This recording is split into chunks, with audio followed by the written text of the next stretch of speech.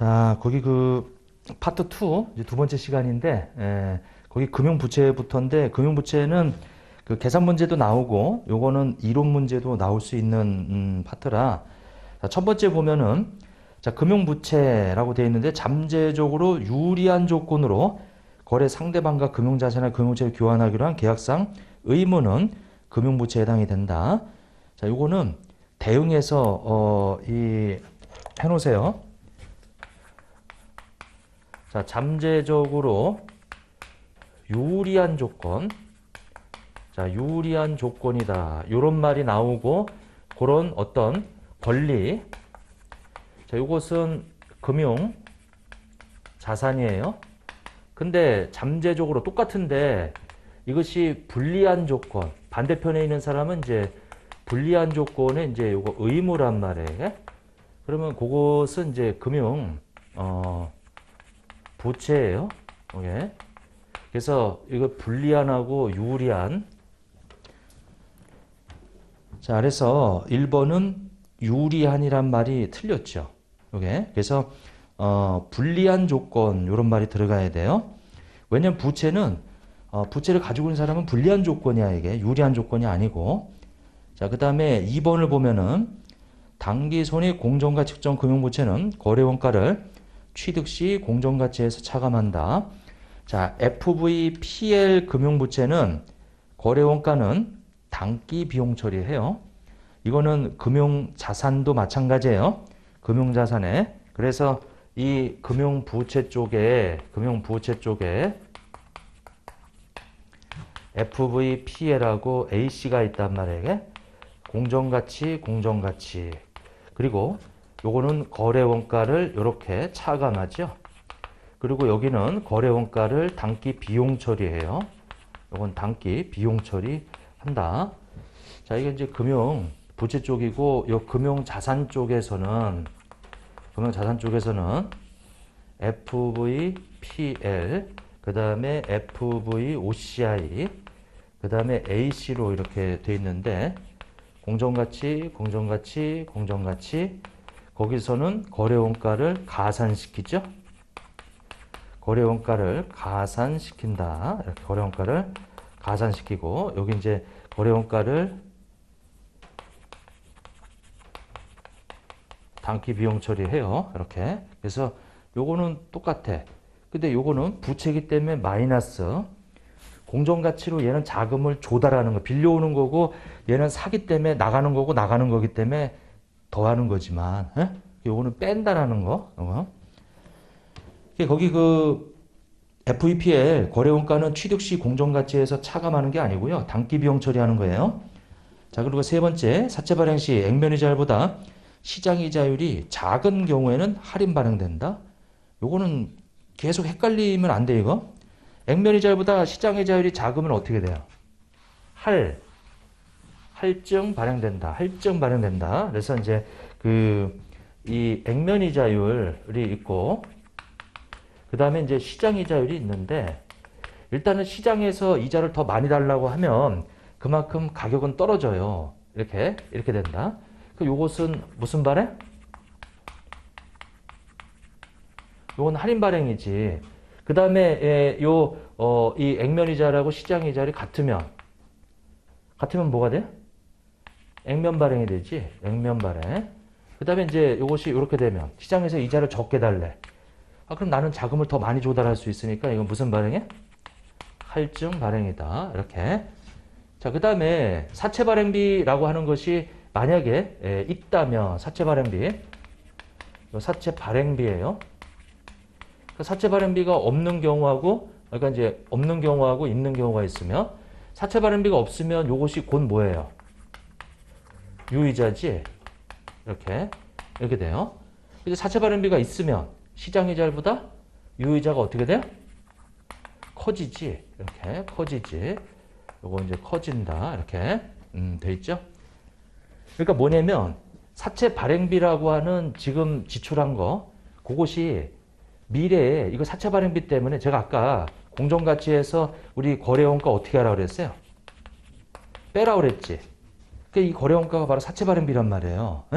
그럼 시장에서 공정가치로 빌려왔는데 이 사채 발행비 때문에 돈이 나가버리니까 그럼 얘를 지금 비용 처리하지 말고 우리 사채 발행비 때문에 결국은 자금을 조달했으니까 자금이 조달해서 우리 만기 때까지 그때 이자 비용으로 인식해 나갈 때 그때 가서 이자 비용으로 처리해라. 그때 가서 이자 비용으로 처리해라. 취득 시점에 처리하지 말고 우리 요 자금 조달한 그리고 만기 때까지 그 기간 동안의 이자 비용이 얹어라 이거예요. 지금 비용 처리하지 말고. 그러니까 당연히 이자 비용을 얹으니까 얘가 이자율이 올라가지. 예? 요거 이해되나요? 요거. 그래서 사채 발행비가 있으면 그만큼 부담해야 될 유효이자율이 올라가. 왜? 아니 사채 발행비를 여기 이자 비용이 얹어버리니까. 이렇게. 자, 그래서 3번에 사채 발행 시 액면이자율보다 시장이자율이 큰 경우에, 즉 말해서 시장에서 이자를 많이 달라고 하면 할인 발행되지. 시장에서 이자를 적게 달라고 하면 할증 발행된다. 이렇게. 자, 4번에 사채 상환 시 시장이자율이 발행 시 유효이자율보다 작은 경우. 자, 시장이자율이 작으면 그만큼 지금 현재 가격이 올라가 있는 거예요.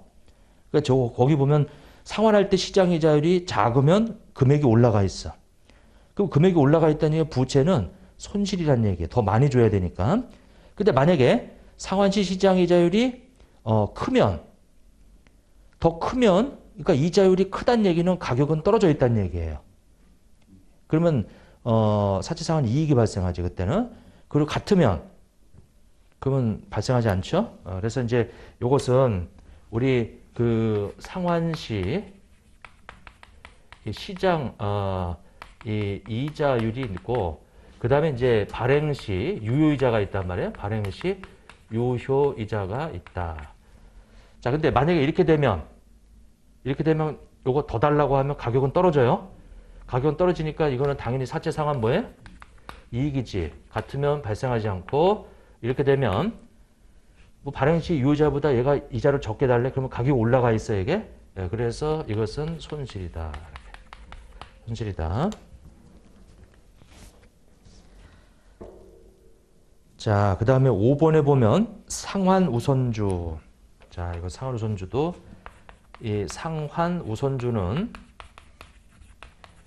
요게 만기가 있다는 얘기예요. 만기가 있다. 근데 얘는 주식이란 말이에요, 이게.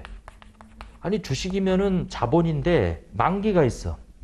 만기가 있다는 얘기는 이거는 우리가 상환해야 될 의무, 즉 말해서 발행자한테 의무가 있으면 발행자한테 상환해야 될 의무가 있거나 아니면 그 투자자, 보유자가 상환을 청구할 수 있는 권리가 있다면 그거는 부채다. 그래서 요거는 금융부채로 분류되는 거예요. 금융부채 이렇게. 금융부채. 자, 상환우선주는 우리가 법적으로는 주식이니까 자본인데 실질적으로 봐서는 만기가 있다 보니까 발행자한테 의무가 있거나 보유자한테 권리가 있으면 그거는 부채다 이런 얘기죠. 우리 부채가 뭐예요? 아니, 당연히 사채를 발행하는 사람이 의무가 있고 상대방은 청구할 수 있는 권리가 있으니까 부채로 잡아주는 거지. 지금 형식은 주식의 형태지만 이거는 금융부채다 이제 이런 얘기죠. 금융부채. 자, 상환우선주 발행자한테 의무가 있거나 보유자한테 우리 권리가 있으면 금융부채에 해당한다. 이렇게. 근데 이거는 원금이고요. 거기 딸려 있는 우리 만약에 누적적 우선주다. 그러니까 배당받을 권리가 이 상환우선주에 딸려 있는 배당받을 권리가 누적적이다라고 하게 되면 이것도 과거에 지급하지 않은 것을 소급해서 지급한단 말이에요. 소급한단 말이에요. 그 소급한다는 얘기는 이거는 이자 비용으로 보겠다 이거죠. 이자 비용 성격이다. 이렇게. 이자 비용 성격이다. 이것도 우리 부채다. 전체가 우리 금융부채다. 전체가 금융부채 이렇게. 자, 근데 만약에 비누적적이면 이거는 소급하지 않죠. 그러니까 소급하지 않는다는 얘기는 여기는 소급한다는 얘기는 의무가 있다는 얘기고 소급하지 않는다는 얘기는 의무가 없다는 얘기예요. 이렇게. 과거에 지급하지 않은 배당금은 의무가 없다 이거죠. 그러면 이것은 배당 성격이다 이거죠. 배당. 그러니까 배당 성격이란 얘기는 이건 자본이란 얘기예요. 그러면 원금은 만기가 있어서 갚아야 되지만 거기 딸려있던 배당금은 자본 요소예요. 그래서 이걸 보고 부채와 자본이 결합되어 있는 무슨 상품이다? 복합금융상품이다. 에? 부채 자본 결합되어 있는 거. 자, 이제 5번은 그렇고요. 그 다음에 6번에 그러니까 5번은 뭐가 틀렸어요? 거기 비누적적 우선주에 해당하는 경우를 포함하면은 이것은 금융부채가 아니고 뭐다? 복합금융상품이다. 비누적적이란 말이 자본 요소기 때문에 의무가 없잖아, 이게. 소급하지 않으니까. 자, 그 다음에 6번. 전환사채하고 신주인수권사채. 자, 전환사채하고 신주인수권부 사채가 있는데, 우리 전환사채는 전환권이라고 하는 옵션이 부여되어 있고, 신주인수권부 사채에는 신주인수권이라고 하는 옵션이 부여되어 있어요. 이 전환사채는 우리 부채가 소멸되면서 이것이 주식으로 갈아타는 거고, 신주인수권부 사채는 부채가 소멸되는 게 아니고 별도 주금액을 납입해서 주금액을 우리 납입을 해서 주식이 발행되는 거예요. 그래서 부채는 계속 존속하는 거지. 이렇게. 자, 그래서 거기 전환사채, 신주금사채의 공통점은 별도 주금액이 불입된다는 것이다. 틀렸죠? 전환사채는 부채가 없어지고 주식이 되는 거고 신주인수권부 사채는 별도 주금액이 불입되고 주식이 발행되는 거예요. 그래서 지금 차이점이지. 차이점. 자, 그 다음에 7번에 보면 미래의 사건이나 거래의 발생 여부에 따라 부채의 존재 여부, 금액 및 지급 시기 등이 확정되어야만 부채로 인식할 수 있다. 아니죠. 부채라고 하는 것은 미래가 아니고 과거의 이런 사건의 결과, 현재 기업이 지고 있는 의무.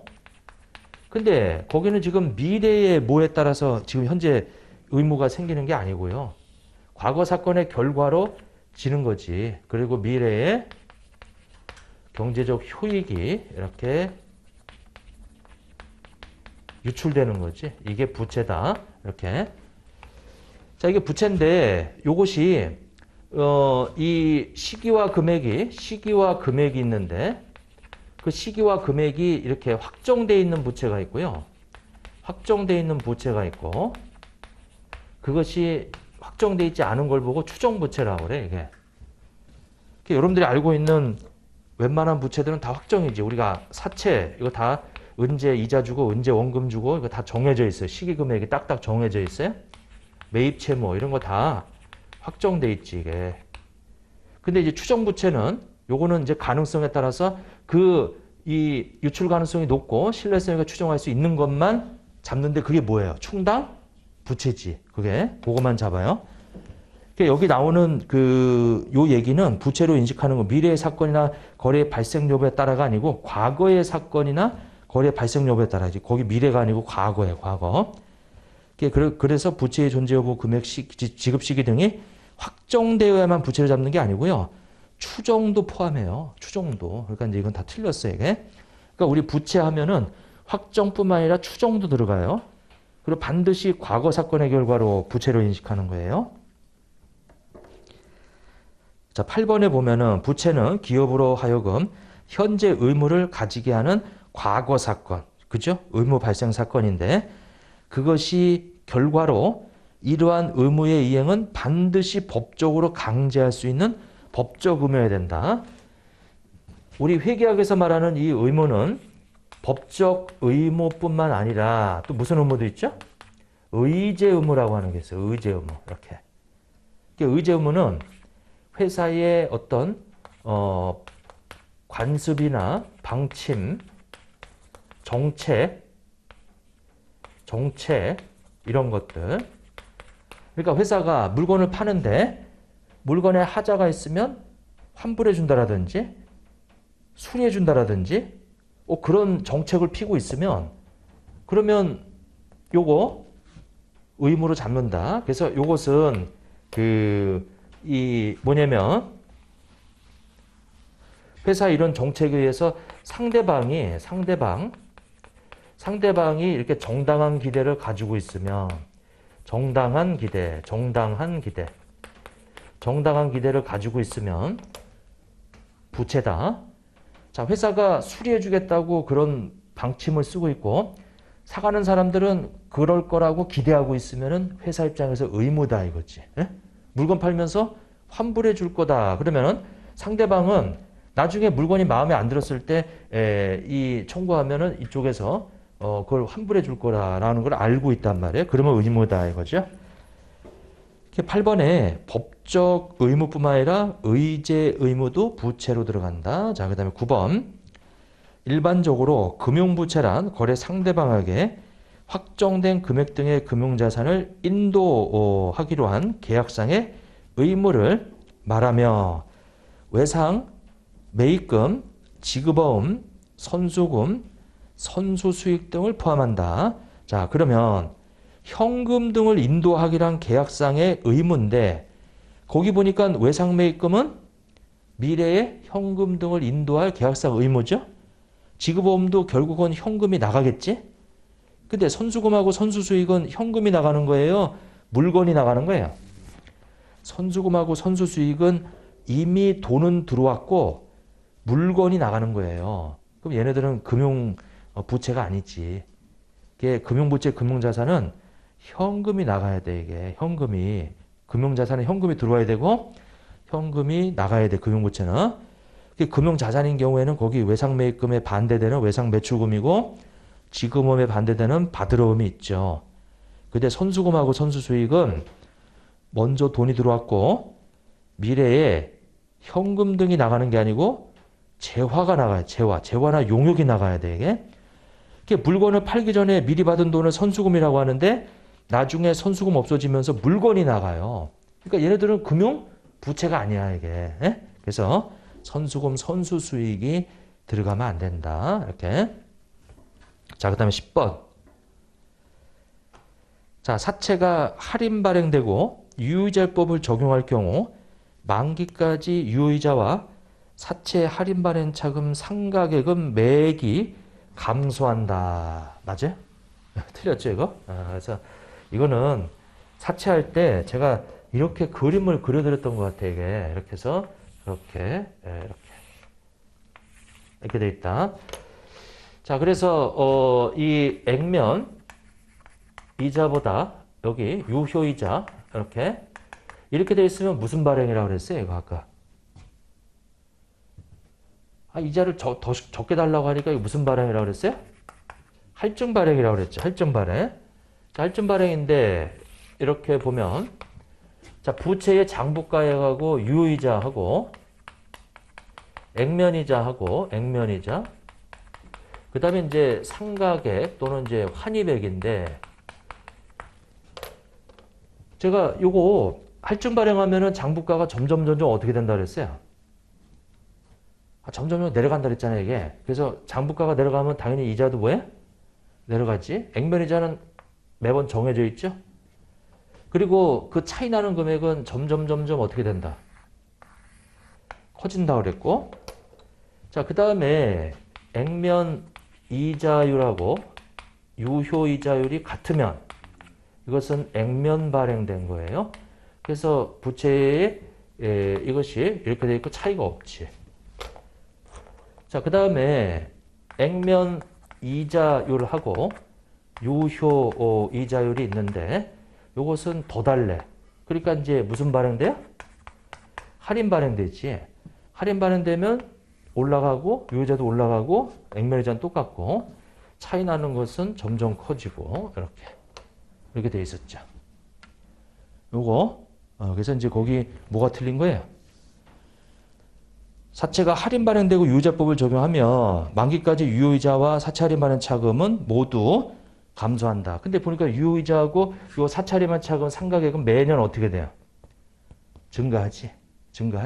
이렇게. 근데 제가 이거 얼마만큼씩 증가한다 그랬어요?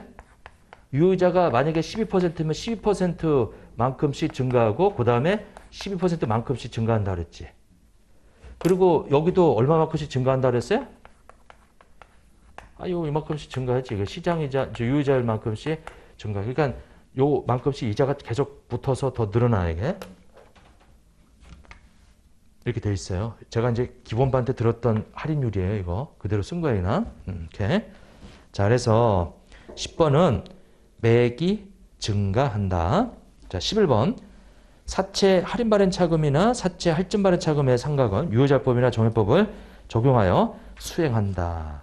자, 우리 기업회계는 유효이자율법만 인정해요. 유효이자율법만 인정한다. 정해법은 인정하지 않는다. 네? 정해법은 쓰지 않아요.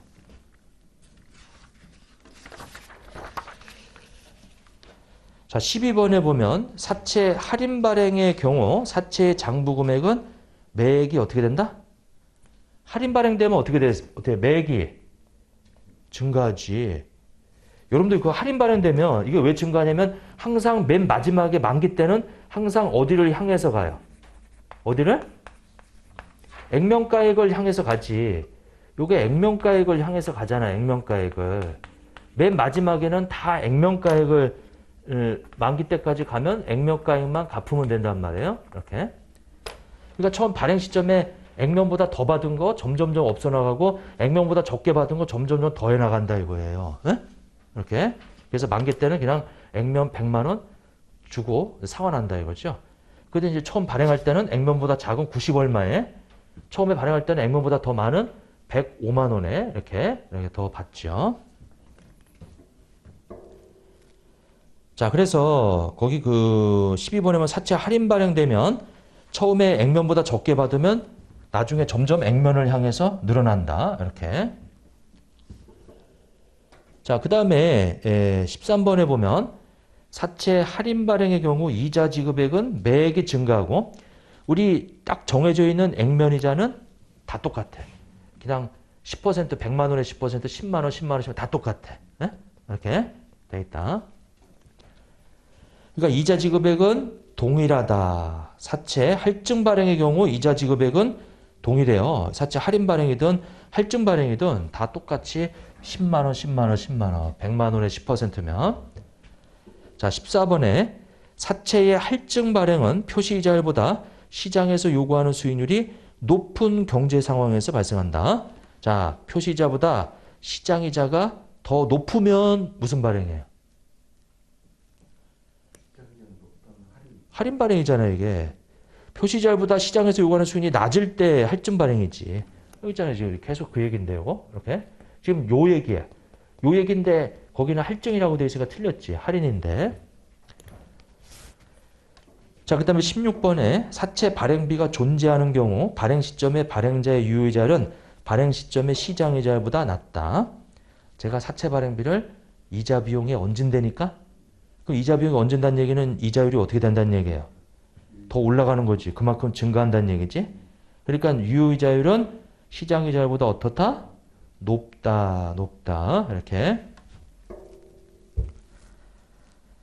자, 17번에 보면 사채를 중도 상환할 때 거래 비용이 없고 시장 가격이 사채의 내재 가치를 반영하는 경우 중도 상환 시점의 시장이자율이 사채 발행 시점의 유효자보다 어떠면? 크다면 그러면 시장이자율이 크다는 얘기는 가격이 어떻게 되어 있다는 얘기예요? 떨어져 있다. 그러면 사채 상환 이익이에요? 손실이에요? 이익이지. 근데 거기 사채 상환 손실로 되어 있으니까 틀렸다. 그래서 그렇게 좀 봐주시면 되겠네요. 자, 사채 이거 정리하고 그래서 이 부분은 이렇게 표로 만들었는데 원래 그림은 이런 거라고 그랬죠. 이렇게 해서 요것이 자꾸 이렇게 할인 발행은 자꾸 이렇게 커진다 그랬지. 그래서 이렇게 올라간다 그랬고 그 다음에 이제 할증 발행은 이제 요것이 점점 작아진다 그랬어요. 그래서 이렇게 지금 요것이 1.08만큼씩 커지더라. 1.08만큼씩 커지더라. 그래서 지금 요것이 점점 커진다 그랬지. 요것도 1.12 이렇게 해서 커지고 그래서 곱하기 1.12 이렇게 그래서 이것이 점점 커지더라 이렇게. 그러니까 제가 지금 이 그림을 여기다 그려놓은 거예요. 그게 그것에 대한 유효이자 그 다음에 요거를 여기다 그려놓은 거예요 지금. 그리고 액면이자는 항상 이게 100만 원에 저 10%니까 똑같단 말이에요. 똑같아. 액면이자는 이렇게. 그리고 요 그림을 여기다가 그려놓은 거고 요 그림을 여기다 그려놓은 거다 이거지. 그죠? 이렇게. 자, 충당부채 1번 봐보세요. 자, 충당부채는 시기금액이 확정돼 있지 않아요. 근데 그 가능성이 높고 신뢰성을 추정할 수 있는 게 충당부채죠. 충당부채는 부채로 인식하고 우발부채는 부채로 인식하지 않죠. 근데 우발자산은 자산으로 인식하지 않아요. 우발자산은. 자, 이제 그렇게 돼 있다. 일단은 결론이 충당부채는 부채고 우발부채는 부채가 아니고 우발자산은 자산이 아니다. 자, 2번 충당부채로 인식하는 금액은 현재 의무를 보고기간 말에 할인하지 않은 이행 가액으로 한다. 맞아요? 충당부채는 현재 가치 계산을 해요. 에? 현재 가치 이 계산을 한다. 이렇게. 자, 그래서 거기 그 충당부채는 어떻게 측정하냐면 자, 일단 최선의 뭐다? 추정치로 측정하게 되어 있어요. 최선의 추정치는 일단 기대값이에요. 왜? 불확실한 거니까 이 기대값이라는 게 뭐냐면 어떤 상황에서의 그 값에다가 거기다가 이제 확률을 곱한 거예요. 확률을 이렇게. 확률 다 곱한 거야, 이렇게. 그래서 그걸 다 더한 걸 보고 기대값이라고 그래. 근데 이거 통계를 배운 분들은 이거 아무것도 아닌데, 에? 각 상황에서의 이 예상되는 가격에다가 확률 곱해가지고 다 더한 걸 기대값이라고 그래. 그게 최선의 추정치예요. 왜? 확정돼 있지가 않기 때문에 100%. 자, 그래서 충당부채로 인식하는 금액은 현재 의무를 보고기한 말에 할인하지 않은 이행가액이 아니고요. 최선의 추정치라고 표현해야 돼. 최선의 추정치. 그리고 현재 가치 계산 한다 안 한다? 현재 가치 계산 해요. 이렇게. 자, 그 다음에 3번에 보면 자산의 예상 처분이익은 충당부채를 측정하는데 고려한다. 고려하지 않는다. 고려하지 않는다. 자, 그래서 거기 자산의 예상 처분 이익이다. 이렇게 나오는데 자산의 예상 처분 손익. 자, 이것은 측정 시 고려하지 않는다. 고려하지 않는다. 그 다음에 이제 이 어떤 이 뭐냐면은 이제 그 미래 사건을 감안해서 요거는 고려한다. 이렇게. 왜냐면 지금 여기 예상, 미래 이런 말 나와요. 이런 말 나오는데 자산의 예상 처분 손익은 저 충당부채 측정할 때 고려하지 않고 미래 사건은 감안해서 고려해서 측정한다. 요 미래 사건은 바로 기술 발전하고 법 개정이에요. 법 개정. 이렇게. 그러니까 현재 시점에서 우리가 충당부채라고 해서 측정을 하려고 보니까 3년 있다가는 기술 발전을 위해서 내가 지출할 금액이 충분히 떨어질 것 같아. 그러면 그런 기술 발전을 반영해서 충분히 떨어진 그 금액으로 측정을 해라 이거지. 측정할 때는. 에? 자, 그 다음에 이렇게 돼서 우리가 충당부채로 인식할 거냐 말 거냐 이제 얘기가 나오는데 그 미래 예상 영업 손실이에요. 예상 영업 손실 이렇게. 자, 이것은 충당부채가 아니다. 이렇게. 그러니까 충당부채로 인식할 거냐 말 거냐. 미래 예상 영업 손실 여기 예상이란 말 나오죠. 요거는 과거 사건의 결과가 아니기 때문에 충당부채로 잡을 수 없다. 이렇게. 그리고 기업의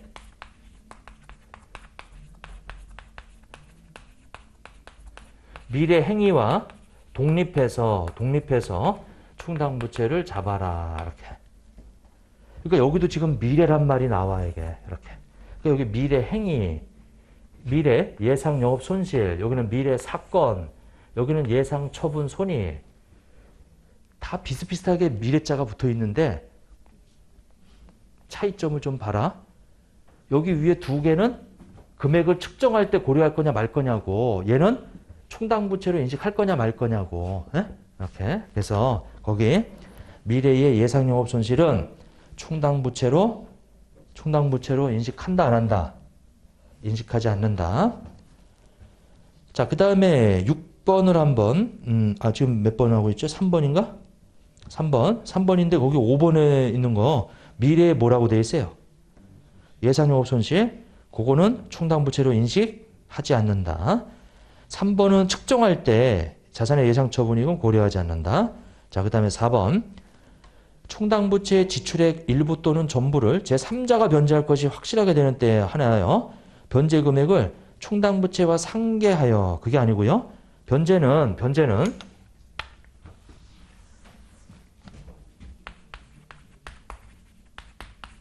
자, 제3자 변제가 확실한 경우에만 이 경우에만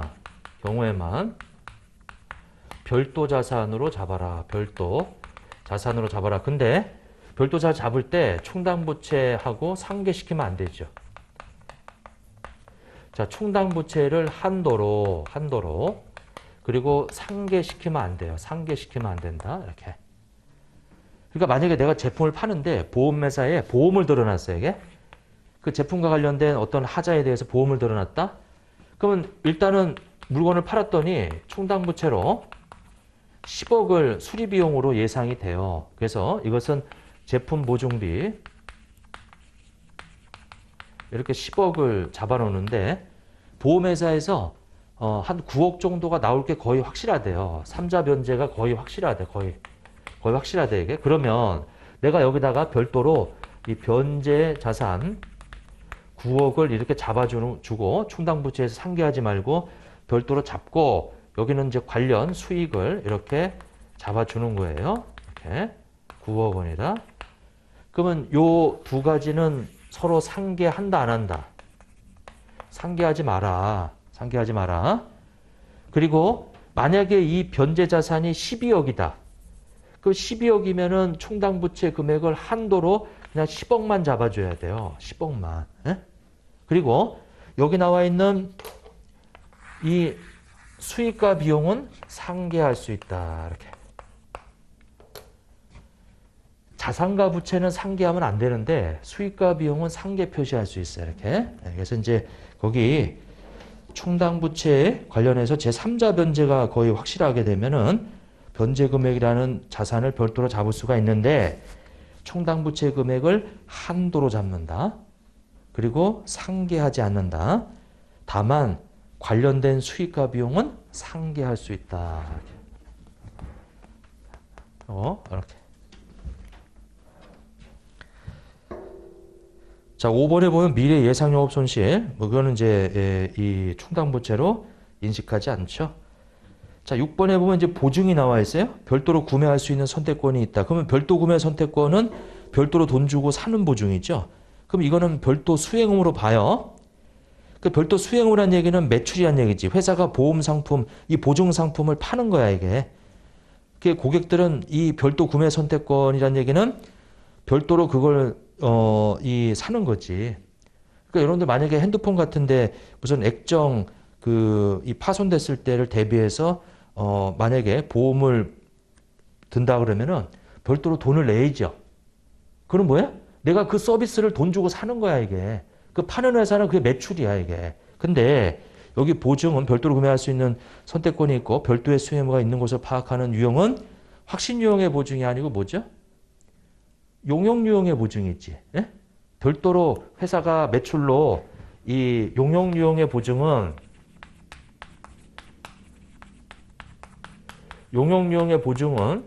이건 이제 매출이란 말이에요. 매출. 별도로 보증 서비스를 돈 받고 파는 거야, 이게. 근데 확신 유형의 보증은 뭐예요? 매출이 아니야, 이거는. 매출이 아니고 충당 부채예요. 충당 부채. 확신 유형의 보증은 충당 부채다. 그게 만약에 핸드폰을 파는 회사가 핸드폰이 아니 적어도 1년 동안은 정상적으로 작동될 거라고 해서 그렇게 이 합의된 규격에 따라서 작동될 거라고 그렇게 팔았는데 고객이 그 핸드폰을 사고 나니까 한 2가지, 3가지 하자가 생겼단 말이야. 그러면 이 판매한 회사는 처음에 정상적으로 작동되는 그것을 확신을 주기 위해서 그걸 무상으로 수리해 줘야 된다 이거야. 에? 그거는 그 기업의 충당부채다 이거지. 그거는 돈 받고 파는 보증 서비스가 아니다 이거야. 고장나면 고쳐줘야 되는 충당부채다. 거기 보면은 별도 구매 선택권이 있고 별도의 수행 의무가 있는 것으로 파악하는 유형. 수행 의무란 얘기는 매출이란 얘기지. 매출 잡아주겠다는 거죠 이게. 그래서 그때는 용역 유형의 보증이다. 자, 그다음에 7번. 자원의 유출 가능성이 높고 신뢰성을 추정할 수 있는 부채를 우리가 충당부채라고 하죠. 근데 충당부채는 주석으로 공시하는 게 아니고 뭐야? 재무제표 본문에 표시하는 거지. 부채니까 얘는 부채. 자, 그 다음에 넘어가서 자 8번 한번 보세요. 자, 과거에 우발부채로 처리하였다면 이후 충당부채의 인식 조건을 충족하더라도 재무제표의 신뢰성 제고를 위해서 충당부채로 인식하지 않는다. 자, 이것은 변동이에요, 변동. 자, 우리 변동은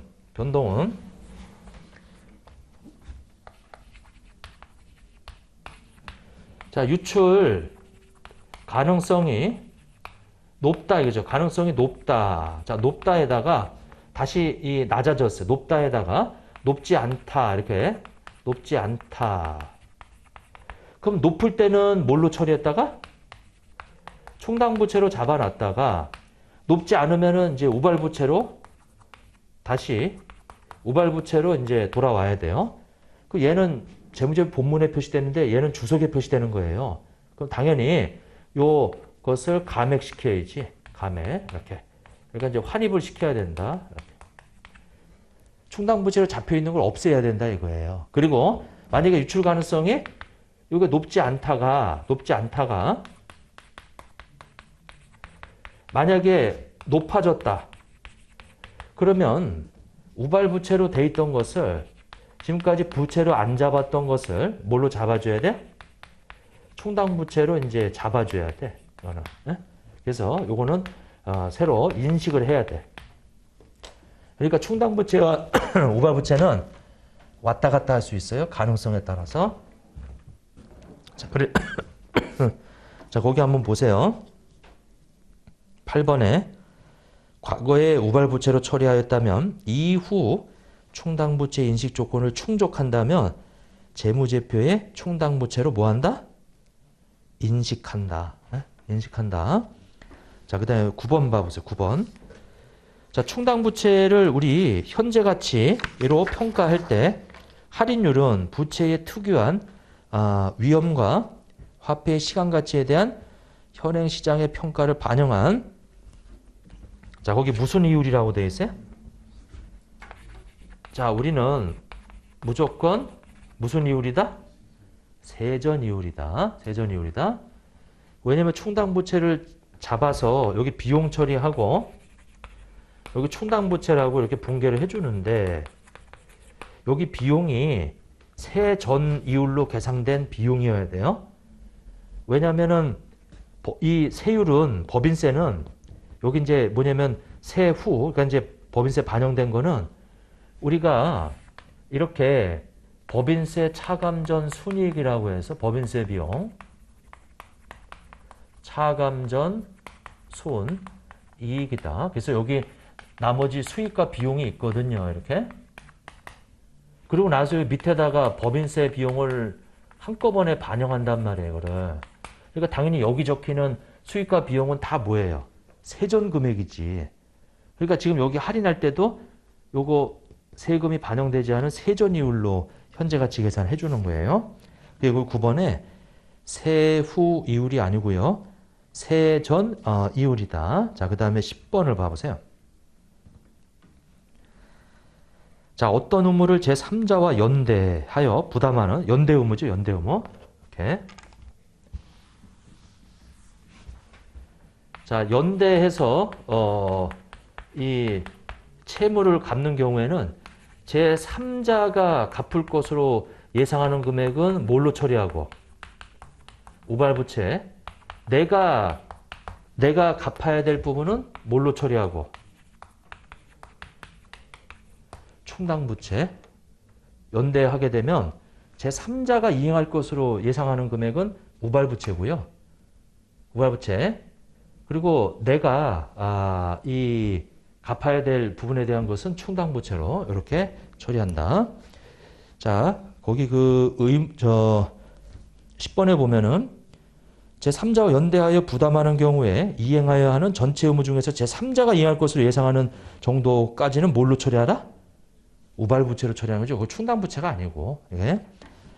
자, 11번에 보면 충당부채로 인식되기 위해서는 과거 사건으로 인한 의무가 기업의 미래 행위와, 아까 제가 기업의 미래 행위와 뭐라 그랬어요?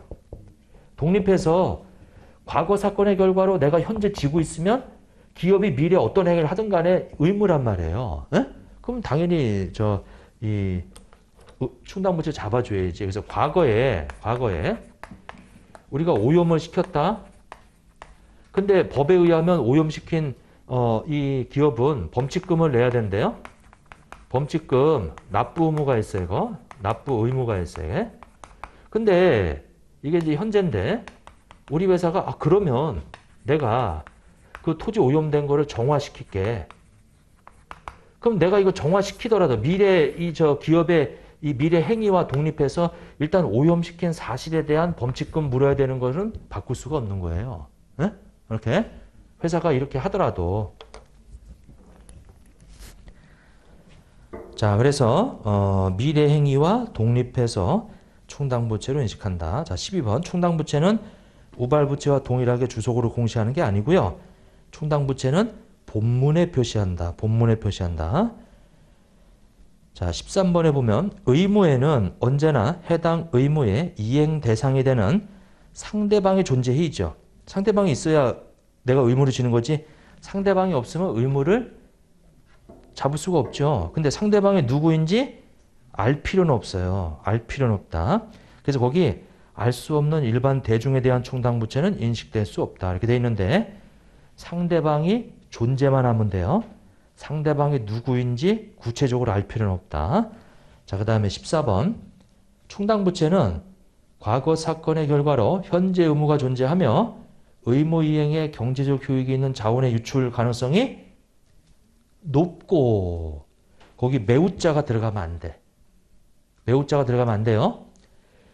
높고, 그 높고는 50% 초과를 얘기해요. 근데 거기 매우 높고는 80% 이상을 얘기하기 때문에 매우 높고는 국제회계 기준이 아니고 우리나라 일반 기업회 기준에서 매우자가 들어가 있어요. 이게 국제회계 기준은 매우자가 빠져 있어요. 이거 그렇게 이제 돼 있다. 자, 그 다음에 종업원 급여. 자, 1번 보면 자, 우리 현직 종업원을 위한 비화폐성 급여는 단기 종업원 급여에 해당하지 않는다. 자, 일단 단기 종업원 급여에도 거기 비화폐성 급여가 포함돼요. 비화폐성 급여가 뭐죠? 근로자들한테 급여를 주는데 물건으로 주는 거예요. 회사 컴퓨터로 준다. 그것도 급여예요. 비화폐성 급여, 그게 물건으로 준다는 얘기예요. 이게. 자, 그래서 종업원 급여는 일단 자, 단기 종업원 급여. 그 다음에 기타 장기 종업원 급여. 그 다음에 퇴직 급여. 그 다음에 뭐예요? 해고급여. 이렇게 네 가지로 되어 있죠. 네 가지. 자, 근데 요것은 근로 제공의 대가로 주는 거고요.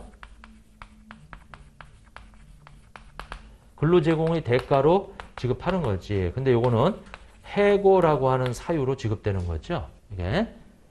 자, 그 다음에 이것은 할인을 할 거냐? 할인 안 하죠. 이거 할인해요. 근데 요것은 1년 내 거는 안 하지만 할인 안 하고 요거는 하고 요 퇴직급여인데 퇴직급여는 이제 시험에 나오는 게 바로 DC와 DB예요. 그러니까 여기는 요거만 잘하면 돼요. DC, DB. 확정 기여형, 확정 급여형이에요. 그래서 이 DB는 하고 얘는 1년 내에 지급하면 안 하고요. 1년이 초과되면 하지요. 이렇게. 그리고 해고급여도 1년 내에 지급하면 안 하지만 1년이 초과되면 한다. 이렇게 돼 있고. 자, 그 다음에 이 보험. 이게 수리죠. 가정을 하느냐 안 하느냐. 단기종업은 안 하죠. 기타 장기종업 해요. 안 하고 한다. 안 한다. 이렇게. 안 한다. 그리고 기타 장기종업급여에서 발생하는 이 재측정 요소라고 하는 거. 요 DB에서 발생하는 이 재측정 요소라고 하는 거. 자, 요것은 우리가 이 OCI로 처리하고 얘는 단기 손익으로 처리하지. 이제 그게 차이점이에요. 이게 이렇게 돼 있다. 자, 그래서 거기 여기 보면은 단기 종업원 급여에 요거 비화폐성 급여 포함이죠. 그러니까 물건으로 주는 것도 뭐다? 급여다. 직원들한테 물건 주는 것도 급여예요. 비화폐성 급여도 급여다. 자, 이번에 누적 유급휴가. 여기 단기 종업원 급여에서는 두 가지가 있는데 누적 유급휴가와 비누적 유급휴가가 있어요. 이렇게. 그러니까 누적 유급휴가는 올해 쓰지 않은 유급휴가를 2월 시켜주는 거예요. 비누적 유급휴가는 2월 되지 않고 소멸되는 거예요. 소멸되는 거. 이렇게. 소멸되는 거다. 근데 누적 유급휴가는 올해 안 쓴 거를 내년도로 2월 시켜주기 때문에 그것에 대해서 회사가 부담하는 것을 우리가 부채로 잡아준다. 이렇게.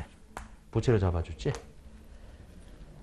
거기 이번에 누적 유급휴가의 경우는 휴가가 실제로 사용되는 때가 아니고요. 근로를 제공하는 때, 근로를 제공하는 때, 이렇게. 그리고 비누적은 실제로 사용하는 때, 이렇게. 요렇게 정리를 좀 해주시고. 사실 이게 저번에 객관식에서 나왔죠. 이게 나왔었어요. 또 나오기는 쉽지 않아요. 누적 유급휴가의 경우에는 휴가가 계산 문제로 휴가가 실제로 사용되는 때가 아니고요. 근로를 제공하는 때예요. 이렇게. 자, 그 다음에 3번에 보면은 확정급여제도에서 기업의 법적 의무나 의제 의무는 그게 확정급여하고 실제로 시험 문제는 이제 여기서 나온단 말이에요. 바로 요 DC, DB 이렇게 돼 있다. 그래서 요것은 우리가 불입하는 불이백이고 그 다음에 이제 수치액이고 이렇게 수치액이고 그 다음에 이제 위험을 부담하는 거죠. 위험을 부담하는 거 이렇게. 지금 DC형 같은 경우는 확정된 금액을 불입하고 손을 떼요. 회사가.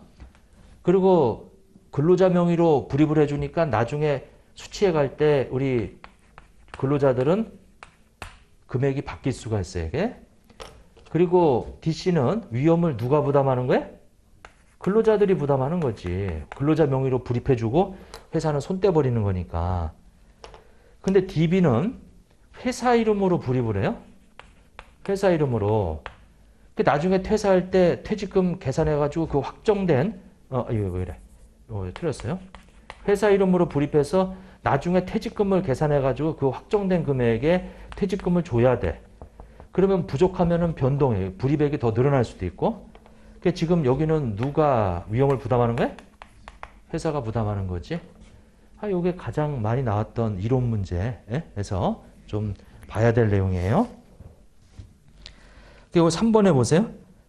확정급여 제도에서 기업의 법적 의무나 의제 의무는 기업이 기금에 출연하기로 약정한 금액에 한정하며 그게 아니죠. 거기 기업이 기금에 저 금융회사예요. 금융기관인데 기금에 출연하기로 약정한 금액으로 한정하며 종업원이 위험을 부담한다? 틀렸죠. 요거는 제대로 바꾸려면 확정급여제도가 아니고 확정 뭐예요? 기여제도지. 그러니까 확정기여제도는 그 금융기관에다가 우리가 출연하기로 약정한 금액, 그 약정한 금액이 뭐냐면 우리 여기 지금 이렇게 돼 있는데 보통 1년 임금의 12분의 1 이상에 해당, 즉 한 달치 월급 정도가 한 달 1년에 퇴직금으로 줘야 될 금액이거든요, 이게. 근데 그거 이상 불입하고 끝나는 거예요. 예? 기금에 출연하기로 한 요 금액으로 끝난다, 회사는. 그게 DC예요. 근데 거기 이제 DB라고 돼 있으니까 틀렸지. 그 다음에 5번에 확정급여제도의 재측정 요소는 제가 아까 뭘로 처리한다 그랬죠? 확정급여제도의 재측정 요소는 제가 아까 재측정 요소가 두 군데서 발생하는데 이게 기타의 어디서? 장기 종업원 급여에서 기타 장기 종업원 급여. 그 다음에 또 어디에? 재측정 요소가 어디? DB에서. 자, 얘는 뭘로 처리하고? 단기 손익. 여기는 뭘로 처리하고? 기타 포괄 손익. 이렇게. 그게 거기 DB의 확정급여제도의 재측정 요소는 기타 포괄 손익으로 처리하는 거예요. 이게 기타 포괄 손익으로. 자, 그 다음에 6번에 거기 그 확정급여제도의 단기 손익은 제가 우리 객관식에서도 이 문제 풀었지만 여기 이 확정급여 채무죠. 채무의 현재 가치에서 사회 적립 자산의 사회적 자산의 공정 가치 이렇게 빼서 요걸 보고 우리가 순 확정 급여 부채라고 했는데 이렇게 자 여기다가 이제 우리가 할인율을 곱해가지고 할인율을 곱하죠. 기초에 기초 이렇게 구한 것을 우리는 이자 원가라고 그랬죠. 그리고 요거는 이자 수익이라고 그랬고 자 그래서 나온 걸 보고 우리는 순이자라고 그랬죠. 그 다음에 이제 단기 근무 원가예요. 단기 근무 원가. 그리고 이제 새로 적립한 거죠. 적립에 이렇게 되어 있다. 그 다음에 이제 이 퇴직금 지급하죠. 그럼 퇴직금 지급한 거 반대로 이렇게 해서 되어 있고. 자, 그래서 이제 기말에 이제 재측정해요. 기말에 재측정한 현재 가치하고 공정 가치가 이렇게 있단 말이에요. 그 원래 여기 기초부터 있던 가정에 의해서 쭉 오다가 요 금액하고 일치하지 않으면 그걸 보고 우리는 뭐라 그랬어요? 그 차이 나는 걸 보고 뭐라고 한다? 재측정 요소라고 한다. 재측정 요소라고 한다. 이렇게 돼 있죠. 그 지금 여기 나오는 요 세 가지가 뭐라 그랬죠? 단기 손익이고. 주로 이걸 물어봐요, 시험에서. 그리고 요것은 재측정 요소라고 해서 뭐예요? OCI지? 이렇게. 제가 요 틀을 알자, 이렇게. 요 틀을 좀 제대로 좀 해놔라. 계산 문제에서는 그게 나오니까. 그럼 거기 6번에 보시면은 확정급여제도의 단기 손익은 단기 근무원가. 그리고 이제 특이한 것들이 이제 과거 근무원가도 있어요. 여기 이제 과거 근무원가도 이제 추가하면은 과거, 단기뿐만 아니라 이제 과거도 들어가. 과거도 단기 손익으로 다 들어가, 이게. 자, 그 다음에 과거 근무원가, 그 다음에 정산으로 손익도 사실은 단기 손익에 또 들어가요. 지금 거기 정산으로 인한 손익, 정산 손익이라고 쓸게요. 이렇게. 다 단기 손익으로 들어가죠. 근데 그 맨 끝에 있는 수락정급여 부채의 뭐? 재측정. 이 재측정 요소는 단기 손익이 아니고 뭐예요? OCI란 말이에요. 그거 들어가면 안 되지. 그 끝에 있는 게. 앞에 있는 것들은 다 단기 손익으로 들어가지만 맨 끝에 있는 수락정급여 부채의 재측정 요소는 OCI로 처리해야 돼. OCI. 자, 7번에 단기 퇴직급여로 인식하는 것은 단기 근무원가, 이자원가, 사회적립자산의 기대수익. 그 사회적립자산의 기대수익이 바로 요 이자 수익이에요. 그 다음에 이제 거기 재측정 요소란 말이 들어가면 안 되는데 그게 들어가 있네. 그것 때문에 틀렸죠. 과거 근무원가는 단기 손익으로 들어가요. 이게. 자, 근데 8번에 보면 확정급여형 퇴직급여 제도에서 확정급여 채무를 할인하기 위해 사용하는 할인율이라고 나와 있는데 그거는 우리 우량회사채 시장 수익률을 참조해서 여기 말하는 요 할인율이에요. 요거 할인율. 요것이 우리 우량회사채의 시장 수익률을 가지고 이렇게 한다. 근데 요거 의외로 이론 문제에서 문구로 잘 나와 이게 우량회사채의 시장 수익률을 기초로 해서 결정한다. 이렇게. 근데 이제 여러분들 시험에서 몇 번 나왔었는데 그 보호기한말 현재 해당 기업의 자본 비용이라고 이렇게 표현을 하는데 그게 아니고 우량회사채의 우리 시장 수익률을 가지고 결정한다. 자, 그다음에 9번 봐보세요. 확정 기여제도에서 기업의 법적 의무나 의제 의무는 기업이 종업원에게 지급하기로 약정한 급여에 한정하는 게 아니고요. 그 종업원한테 지급하기로 약정한 급여가 아니고 기금에 불입하기로 약정한 급여. 아까 12분의 몇이라고 그랬어요? 12분의 1개월치 이상 되는 급여. 그거만큼만 한정해서 불입하고 끝난단 말이에요. 이게. 그래서 9번 틀렸다. 요거는 이제 확정 기여제도가 아니고 뭘로 바꿔줘야 돼 그러면? 확정 급여제도로 바꿔줘야 돼 이게. 이렇게 돼 있다. 자, 그 다음에 10번에 보면은 확정 기여제도에서 그 위험은 누가 부담하죠? 거기 저 근로자들이 부담하는 거지 기업이 부담하는 게 아니지. 자, 11번에 보면 확정 급여제도에서는 보고기업이 채무나 비용을 측정하기 위해 보험수역 가정을 세울 필요가 없는 게 아니죠. 확정 기여제도는 보험수역 가정이 필요 없지만 확정 급여제도는 보험수역 가정이 필요하다. 이렇게 좀 봐주시고요. 자, 거기까지 하고 조금 쉬었다가 자본 쪽 또 내용을 한번 보시죠. 자, 좀 쉬었다 하겠습니다.